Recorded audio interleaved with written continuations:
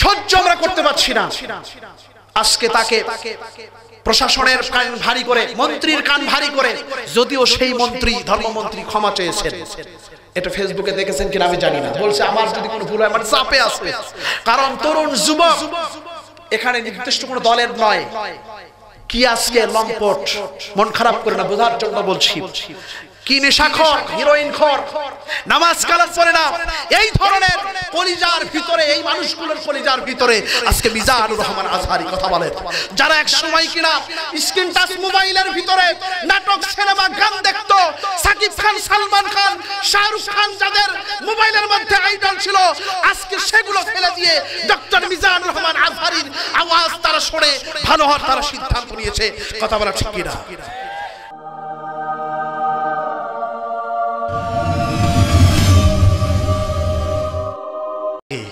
আমাদের ভিতরে এক শ্রেণীর দাড়ি টুপিওয়ালা লোক, তাদের জন্য দোয়া করি আল্লাহ পাক তাদেরকে বুঝ দিন। তাদের মতো কিছু লোক মানব বন্ধন করলো ব্যানার টেঙে, সেখানে জুতা দিয়ে মারলো। ওই ব্যানারের ভিতরে ছবি ছিল, নবীর টুপি ছিল কিনা কথা বলে। ওই ব্যানারের ভিতরে মিজানুর আজহারির দাড়ি ছিল, আপনাদের জুতা দিয়ে মারলেন, দাড়িতে আঘাত লেগেছে কিনা কথা বলে। হ্যাঁ, মেনে নিন, উনি নিয়েছে, আমারও বলতে কোনো আপত্তি নেই, আমারও কোনো আপত্তি নেই। অল্প বয়স, নেমেছেন, দু চারটা কথা এদিক ওদিক হয়ে গেছে, আরো আদবের সাথে বলা দরকার ছিল, আদবের খেলাফ হয়েছে, দুই একটা শব্দ, সেটা নিয়ে আমরা তাকে আর মেনে নিতে পারছি না, সহ্য করতে পারছি না। পর্দা নিয়ে ফতোয়া, সেটা সুন্দর উনি সমাধান দিয়েছেন। কথা বলেন, নালিশ করে কান ভারী করে আজকে তাকে মালয়েশিয়ায় পাঠানো হলো, আজকেই চলে গিয়েছেন। আমি বলতে চাই, কাদেরকে খুশি করলেন, কাদের উপকার করলেন? কথা বলেন, কাদের উপকার করলেন? কিছু মাসলাগত বিষয় ইখতিলাফ আছে, আমি বারবার বলছি, আবারও আছে, সাহাবায়ে কেরামদের মধ্যেও ছিল, এখনো আছে, থাকবে। আর যেগুলো ভুল আমি ধরাই দিয়েছি, কারণ আমার চেয়েও 5 বছর ছোট, আমার চেয়েও 5 বছর ছোট, কিছু যোগ্যতায়, দক্ষতায়, অভিজ্ঞতায়, ইলমে, আমলে, বংশীয় ভাবে অনেক অনেক উঁচুতে, আলহামদুলিল্লাহ। কিন্তু আমরা তাকে সরাই দিলাম। আমরা যতটা মনোযোগ দিয়ে, যতটা অ্যাক্টিভ ভাবে তার বিরুদ্ধে লেগে পড়লাম, কই আমরা কিন্তু কখনো দেখি না নবীকে গালি দিল, যাত্রাপালা হয়, কনসার্ট হয়, উল্টো পাল্টা সিনেমা হয়, সুন্দর প্রতিযোগিতা হয়, সেখানে তোমাদেরকে দেখা যায় না এই প্রতিবাদ করতে। কথা বলা ঠিক না? সেই জায়গায় কিন্তু দেখা যায় না তাদেরকে। এই জন্য বলছি, কোরআনের পাখি তেনার সন্তানকে বলেছেন জেলখানার ভিতর থেকে, তেনার সন্তানকে বলেছেন, পরিবারকে বলেছেন, যেহেতু তিনি আল্লাহর সাথে কথা বলছেন, আল্লাহর সাথে তার প্রতিনিয়ত কান্নাকাটি কথা হয়, চোখের পানি ফেলে ফেলে ফেলে। ইমাম আবু হানিফা জেল খেটেছেন। কোরআনুল কারীমের মধ্যে 25 জন নবীর নাম এসেছে, 23 জন নবী জেল খেটেছেন। জেল খাটলেই যে খারাপ হবে, তাহলে নবী রাসূলদের ব্যাপারে কি বলবেন? ইমাম আবু হানিফার ব্যাপারে আপনি কি বলবেন? কথা কন না কেন? জেলখানায় গেলে সে খারাপ মানুষ, এটা বাজে কথা। অনেক মানুষকে এরকম রিপোর্ট দেখেছি, 60 বছর পরে বের হয়েছে, প্রমাণ হয়েছে উনি নিরাপদ ছিল। কোন সরকার কি পারবে, কোন প্রধানমন্ত্রী, রাষ্ট্রপতি কি পারবে ওই মানুষটি 7 বছর, 60 বছর, 70 বছর ফেরাই দিতে পারবে? খালি এতটুকু বলতে পারবে, সরি ভুল হয়ে গেছে। কথা বলেন না?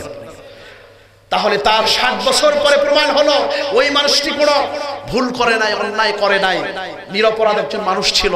তাহলে এই মানুষের জীবন যৌবন যে তুমি নষ্ট করলে, এর জন্য কাল কিয়ামতের ময়দানে দাঁড়াতে হবে কিনা? কথা বলেন। আল্লাহ রাব্বুল আলামিন বলছেন আজকের আয়াতের ভিতরে, দ্বিতীয় নম্বর আয়াতের মধ্যে, আনকাবুত দ্বিতীয় নম্বর আয়াতের মধ্যে আল্লাহ বলছেন, আহাসিবান নাসু আইয়ুতরাকু আইয়াকুলু আমান্না ওয়া হুম লা ইফতানুন।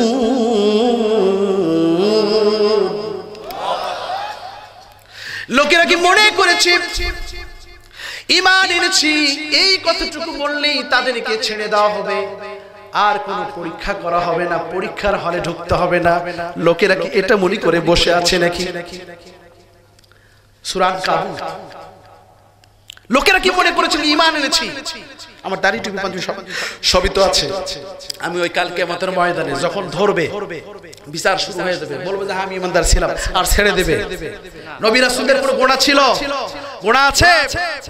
এরপরও তাদেরকে পরীক্ষা করেছেন আল্লাহ পাক। আর আপনি আমি তো কিছুই না, কথা কন না কেন? আপনার আমার পরীক্ষা হবে না, কারণ আমরা তো দাবি করে বসে আমরা ঈমানদার, আমি বড় আলেম, আমি এই সেই দাবি করি কিনা। কিন্তু কবি বলছেন ঈমানটা দাবি করার বিষয় নয়। ঈমানের দাবি যদি কুরবানি হয়, সে দাবি পূরণে আমি তৈরি থাকি যেন। ও দয়াময় আমার প্রভু দয়াময়, ও গো দয়াময় আমার প্রভু দয়াময়। ঈমানের দাবি সে তো বসে থাকা নয়, ঈমানের দাবি হলো কিছু বিনিময়। ঈমানের দাবি সে তো বসে থাকা নয়, ঈমানের দাবি হলো কিছু বিনিময়। সেই বিনিময় যদি কলিজার ঘাম হয়, সেই বিনিময় যদি কলিজার ঘাম হয়, সেই ঘাম দিতে আমি তৈরি থাকি যেন। ও গো দয়াময় আমার প্রভু দয়াময়, ও গো দয়াময় আমার প্রভু দয়াময়। ঈমানের বিষয়টা দাবি করার বিষয় নয়। যদিও আমরা সকলেই দাবি করব এবং জান্নাতে যেতে যাব, কিন্তু আল্লাহ রাব্বুল আলামিন পরীক্ষা ছাড়া পার করবেন। আল্লাহ পাক কোরআনে বলছেন ইব্রাহিম আলাইহিস সালামের ব্যাপারে, কত বড় নবী, কত বড় রাসূল, যিনাকে জাতির পিতা বলা হয়, তিনার ব্যাপারে আল্লাহ বলছেন ওয়াইদ বিতালা ইব্রাহিম রাব্বুহু বিকালিমাতিন ফাতাম্মাহুন্না ক্বালা ইন্নী জাঈলুকা লিন-নাসি ইমামা। আল্লাহ রাব্বুল আলামিন বলছেন আমি ইব্রাহিম আলাইহিস সালামকে কতিপয় পরীক্ষা করলাম, সেই পরীক্ষায় ইব্রাহিম আলাইহিস সালাম পাশ করলো, যার কারণে কোন জেলার একটা মসজিদ নয়, কোন দেশের জাতীয় মসজিদ নয়, সারা পৃথিবীর যত মানুষ আছে সব মানুষের ইমাম বা নেতা বানায় দিলাম। ইব্রাহিম আলাইহিস সালাম সমস্ত মানুষের নেতা। সুবহানাল্লাহ। পরীক্ষা কেন? এটা প্রশ্ন হয়।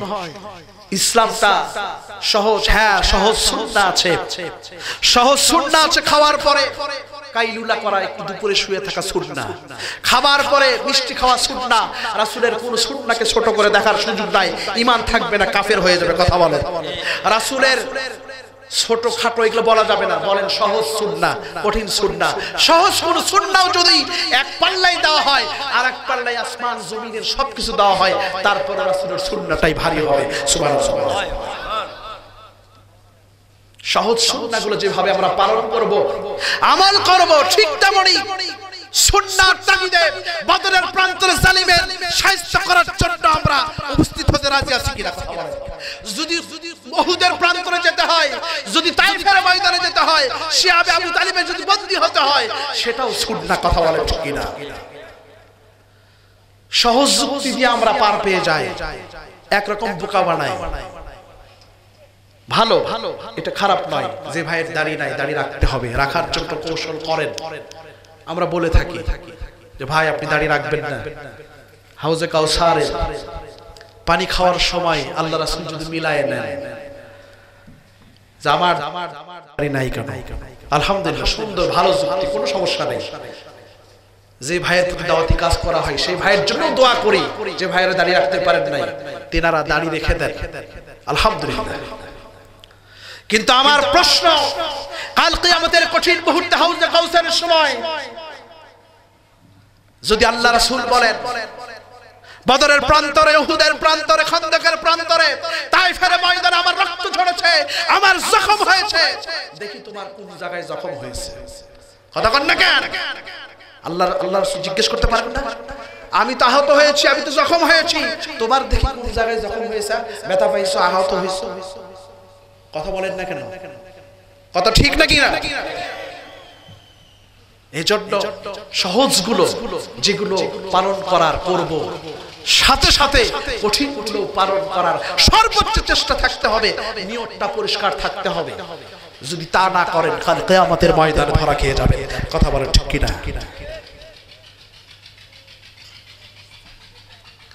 কেন পরীক্ষা হয়? নবী রাসূলদের কোনো গুনাহ নাই, কোনো পাপ নাই, এরপরেও কেন পরীক্ষা? ছোট্ট একটি উদাহরণ শুনে যান, ভালো লাগবে। শ্বশুরের দোকানে জামাই গিয়েছে, শ্বশুর সোনার ব্যবসা করে। কিসের ব্যবসা করে? সোনার, স্বর্ণকার শ্বশুর। জামাই বিদেশ থেকে এসেছে সোনা নিয়ে, আসার পরে বলছে এটা 22 ক্যারেটের আব্বা। খুবই ভালো কথা। বলেন তো জামাইয়ের এই কথাটুকুই কি যথেষ্ট? ভাই এই কথাটুকুতেই বিশ্বাস করে শ্বশুর, বিশ্বাস করে। বরঞ্চ জামাইকে বসে রেখেই কর্মচারীকে বলে যা একটা কেক নিয়ে আয় আর চা নিয়ে আয়, অথবা কফি নিয়ে আয় আমার জামাই, কথা বল না কেন? জামাইকে ওখানে বসে রেখেই এরকম করে কোষ্টি পাথর দিয়ে ওই সোনা কি করে? ঘষাঘষি করে, পরীক্ষা করে, কথা কন না কেন? তাহলে এই জায়গায় জামাই কি একটু ছোট হচ্ছে না? যে আমি একটা কথা বললাম, তার মেয়ে আমার ঘরে, জামাইয়ের সম্মান সবচেয়ে উপরে, কথা কন না কেন? জামাই বাঁকা হইলে কায়দা না বেকায়দা? চরম বেকায়দা। পরীক্ষা করে দেখলো খুব কম 19 ক্যারেটের সোনা, জামাই দাবি করছে 22 ক্যারেটের সোনা এটা কুয়েত থেকে নিয়ে এসেছে। কিন্তু ওই দাবি করলেই, ওই কথা বললেই, জামাই বললেই শ্বশুর ছাড় দেয় না। শুধু তাই নয়, পাশের দোকান থেকে কর্মচারীর মাধ্যমে আরেকটা বড় কোষ্টি পাথর নিয়ে আসে। তার মনের মধ্যে ভয়, সন্দেহ, সংশয়, জামাই বলে কথা, সেটা নিয়ে এসে আবার ঘষাঘষি করে। পরীক্ষা কম হলো না, বেশি হলো। জামাই বলে কথা, কথা কন না কেন? যেরকম প্রিয় মানুষ, কাছের মানুষ, ওই জন্য পরীক্ষার ডবল, কথা কন না কেন? অনেক কঠিন পরীক্ষা। ইব্রাহিম আলাইহিস সালামের পরীক্ষা ডাবল হয়েছে, বেশি প্রিয়, বেশি কাছের মানুষ। মুসা আলাইহিস সালাম কাকে পেয়েছে? কোন জালেমকে পেয়েছিল? কথা বলেন। ফেরাউন। ইব্রাহিম আলাইহিস সালাম কাকে পেয়েছে? নমরুদ। তারিখুল আম্বিয়া কিতাব খুলে দেখেন, বুখারী শরীফের মধ্যে আসছে ইব্রাহিম আলাইহিস সালাম ফেরাউনকেও পেয়েছে, নমরুদকেও পেয়েছে। পরীক্ষা ডাবল কিনা, কথা বলেন। যেহেতু খুব কাছের মানুষ, খলিলুল্লাহ, বন্ধু, এই জন্য পরীক্ষাটাও ডাবল। দুইটা জালেম, দুইটা নাস্তিক, দুইটা জুলুমবাজকে পেয়েছে ফেরাউন, নমরুদ, দুজনকে পেয়েছে। সেই ঘটনা সামনে আসছে, একটু ওয়েট করেন।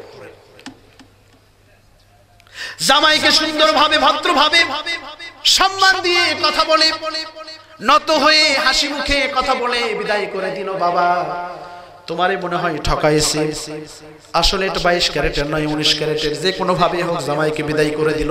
ওই সোনার মালিক এখন শ্বশুর, কথা বলেন। পরীক্ষা করে দেখা গেল 22 ক্যারেট থেকে 19 ক্যারেটে নেমে এসেছে। এইটুকু পরীক্ষা করেই শেষ হয়ে যায় না। আগুন নামক জেলখানার ভিতরে ওই সোনাটা ঢোকানো হয় কিনা, কথা বলেন। সোনা আগুনের মধ্যে ঢোকায় কিনা? আমার কথা মনে বুঝতেছেন না আপনারা? আগুনের ভিতরে ঢোকানো সোনা চিৎকার করে বলে, ওগো মালিক, কি অন্যায় করলাম, কি অপরাধ করলাম, আপনার মনে কি কোনো দয়া মায়া নাই? মালিক বলে, রহমান রহিম নামক মালিক বলে, চুপ থাক, আমি তোর মর্যাদা বাড়াই। সুবহানাল্লাহ। আগুন নামক জেলখানা থেকে বের করার পরে হাতুড়ি নিয়ে আসা হয়। বিশাল একটা হাতুড়ি নিয়ে এসে ওই সোনার উপরে যেমন করে, যেমন খুশি, যতটা খুশি, যতটা পাওয়ার শক্তি দিয়ে মারা হয়, হাতুড়ি পেটা করা হয় কিনা, কথা বলেন। হাতুড়ি পেটা করার পরে সোনা আবার চিৎকার করে দিয়ে বলে, ওগো মালিক, ওগো মালিক, কি শুরু করলেন? প্রথমে কষ্টি পাথর দ্বারা ঘষাঘষি করেছেন, মাইন্ড করি নাই, আগুনের মধ্যে দিলেন। এরকম আগুনের মধ্যে ইব্রাহিম আলাইহিস সালাম দিয়েছেন কিনা কথা বলেন? ইব্রাহিম আলাইহিস সালামের ওইরকম সন্দেহ নাই যে 22 ক্যারেট না 19 ক্যারেট, এরকম না। আল্লাহ পাক জাতির সামনে ইতিহাস দিয়েছেন ইব্রাহিম আলাইহিস সালাম শুধু পিওর নয়, শুধু খাঁটি নয়, হাজার হাজার লক্ষ গুণ খাঁটি। আলহামদুলিল্লাহ, সুবহানাল্লাহ।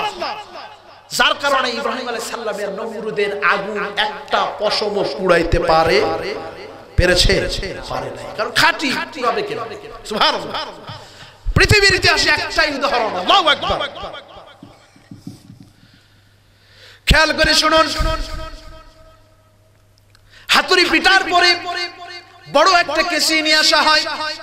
কেসি নিয়ে আসার পরে ওই সোনাকে হাত কাটা হয়, পা কাটা হয়, নখ কাটা হয়, চোখ কাটা হয়, কান কাটা হয়, হয় কিনা কথা বলেন? পেটের ভিতর দিয়ে এমন ভাবে কাটা হয় অর্ধেক এদিক ওদিক 50-50। সোনা চিৎকার করে ওঠে, আমি বুঝলাম না কেমনে কিভাবে কোন যুক্তিতে আপনি আমার ভালোবাসেন, আপনি আমার মান বাড়ান, শান বাড়ান। প্রথমে কষ্টি পাথর, এরপরে আগুন, এরপরে হাতুড়ি পেটা। হাতুড়ি পেটা এটা তো কোনো যুক্তিতে পড়ে না। এতটুকুতেও যদি শেষ হয়ে যেত তারপরেও না হয় মেনে নিতাম, কিন্তু আপনি কেন কাটাকাটি করেন? কথা কর। মালিক বলে, মালিক বলে, মালিক বলে, ওরে সোনা চুপ থাক, আমি তোকে ভালোবাসি, তোর মর্যাদা, তোর সম্মান, তোর ওজন আমি বাড়ায় দে। সুবহানাল্লাহ, তোর দাম বাড়ায় দে। বলেন তো কোন সোনা যদি এই প্রক্রিয়াগুলো না হয়, সর্বশেষ কাটাকাটি যদি না হয়, কানের দুল হবে, নাকের দুল, টিকলি, মালা, বালা, নুপুর হবে? এত কিছু করার পরেই ওই সোনার মর্যাদা বাড়ে। কথা বলা ঠিক না? কোন জামাইকে শ্বশুর একদলা সোনা দিল, বলেন তো খুশি না বেজার? বেজার। বুঝতে পারছে চালাক মানুষ। এই পর্যন্ত এই কথা অনেক জায়গায় বলেছি, সবাই বলে খুশি। আজকে খুব কঠিন জায়গায় কথা বলছি, কথা বলে